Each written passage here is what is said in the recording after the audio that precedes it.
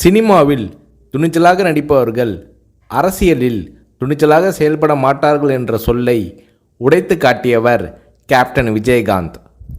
தமிழக அரசியலில் துணிச்சல் மிகுந்த அரசியல் கட்சி தலைவராக கேப்டன் விஜயகாந்த் அவர்கள் உருவெடுத்தார்.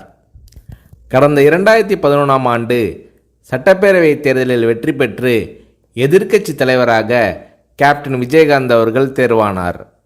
அப்போது தமிழ்நாட்டின் முதலமைச்சராக ஜெயலலிதா அவர்கள் இருந்தார்.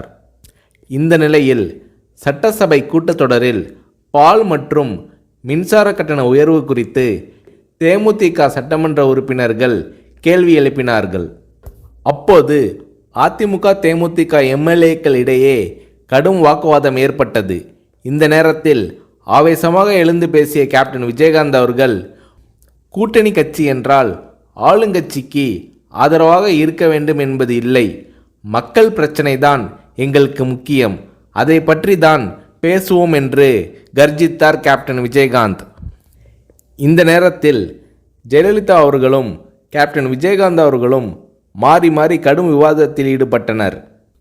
இது அன்றைய காலகட்டத்தில் பெரும் பரபரப்பாக பேசப்பட்டது.